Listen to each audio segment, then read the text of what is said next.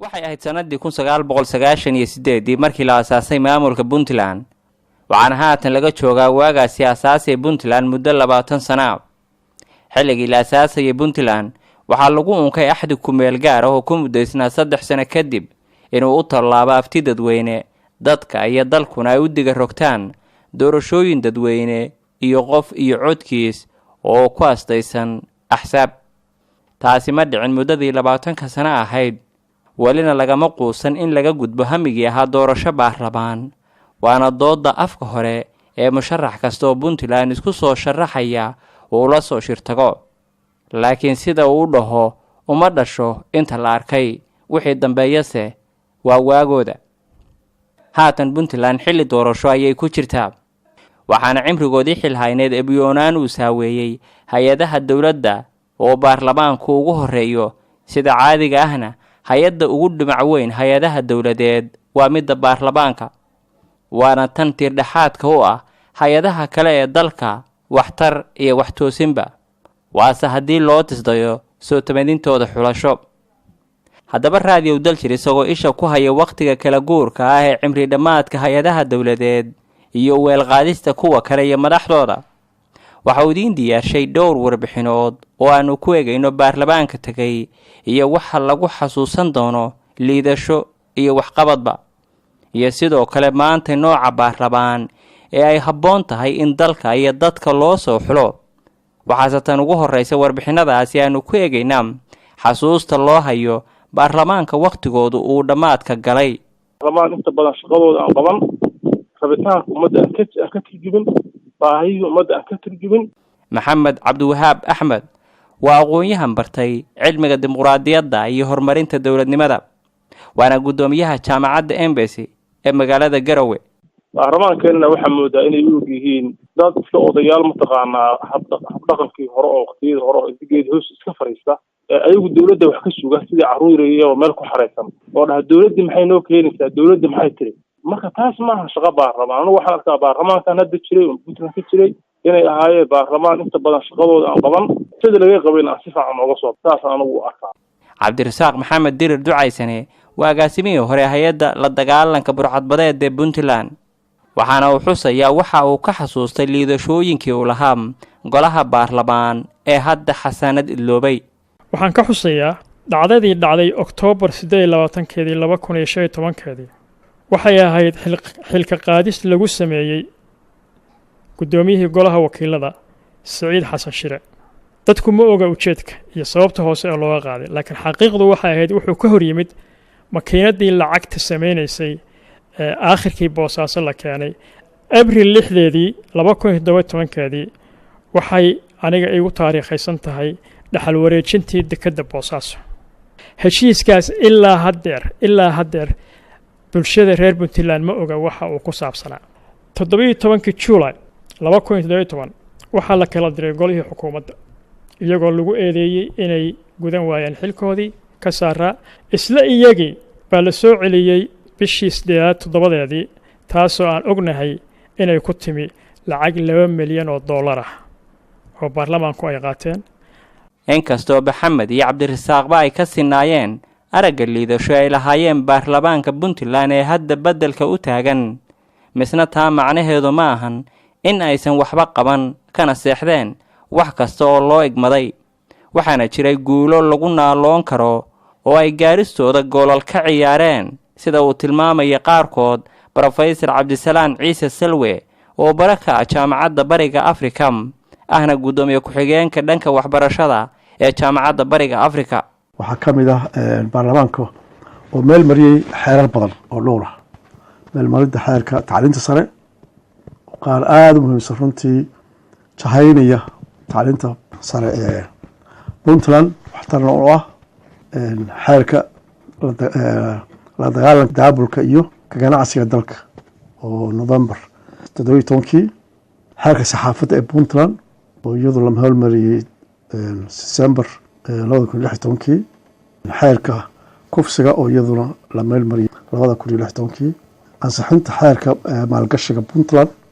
la meel mariyay waxa kale oo jira marka iyaduna xasuusin leh inay ansixisay ama baarlamaanka inuu ansixiyay xeerka shaqaalaha rayidka waxaa kaloo jira iyadana xusuusin mudan xeerka hay-adda xiriirka jaaliyadda puntland oo iyadu bishii agost 2020 marka runtii waa wax muhiima howl aada muhiimsan weye sida caadiga wax ka gudashada waajibku saaraa iyo mas-uuliyaddii lagu doortay isku ammaanid loogama fadhiyo oo waxay ahayd wax lagaa sugayey waxayna ila tahay ku afmeeran laa shukri cala alwaajib laakiinse midda shaacbaxsani waa ka gaabinta iyo ka gefidda mas-uuliyaddii lagu saaray gudashadeedana lagugu hanweynaam waana midda keentay jiro iyo joogaba inay jaajiyaan jidadkii liidasho ee golahaasi uusan ka maagin maristooda dhaliilahu uu yahay hay-ad dawliya amaba midda aan ka hadlaynee baarlamaanku ugub ma ahan ha dhowaato amaba ha dheeraatee waxaana sida caadiga golo kasta uu guriga ka baxaa isagoo la daba dhigayo hiif iyo haaraan hase aatee midda uurkutaallada reebtay afka ka aragtay bixinta golahaasna ku tirani waa midii lacag iyo laaluush qaadasho ee 2017 sida laga fahmi karo hadalladii hore iyo kanba oo uu ku tiraabayo maxamuud jibriil oo ah waayo arag wax badan u ildaadanaam wixii laga arkay golahan haatanna ah ganacsade horeyna u soo noqday sarkaal sare oo ka tirsanaa dowladdii kacaanka waxaana uu ka mid ahaa odayaal shir arrinkan baarlamaan daaran ka dumay gaalkacyo dhaliilaha la hayo oo ka mid oo afkooda ay ka qirteen waxaa ka mid ah inay qaateen $30,000 hal mar ay qaateen mid walba loo qashay maanta dowladda casil oo dowladda ku ansixiyeen waa laaluush waxaa la gabtay maxkamaddii iyo xeelaalihii sare iyo maxkamaddii sare inay qabtaan bay ahayd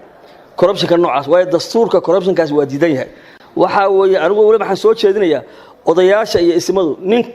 xildhibaan ah oo soo maray oo corruptionka qaatay dambi buu galay dastuurku jabiyay haddaan dastuur sharci leenahay waa inuusan doorashada ka qaybgelin oo la soo xulin dad kale la soo xulo ayaguna hadday dambaabaan aan markaa bedelnay laakiin ninka galay oo dambiga oo qaatay lacagta oo ku faanay oo ku cad oo maxkamaddii oo markhaatiga la hayo iyo ninka siiyey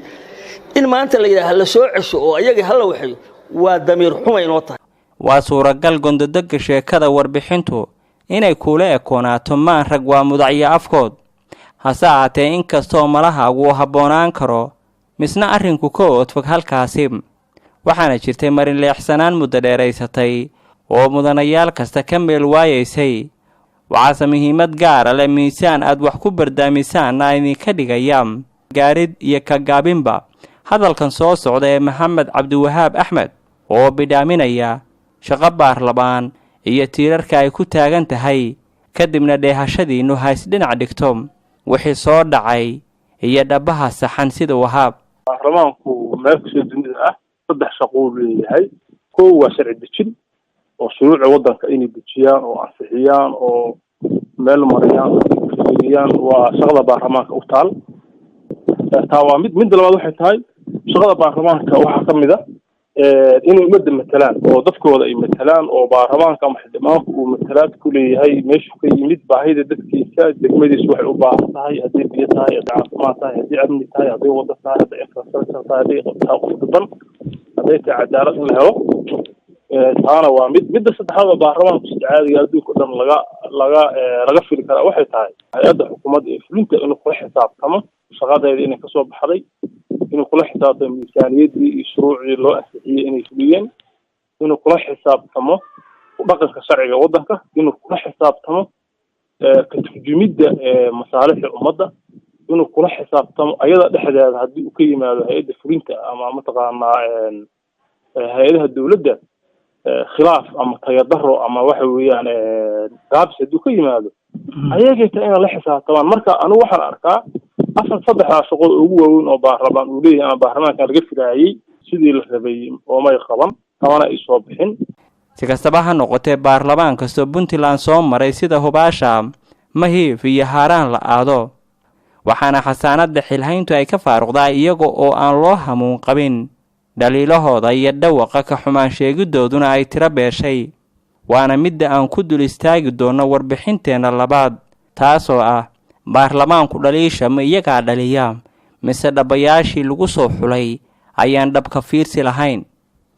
cabdifitaax cumar geedi raadiyo daljir garowe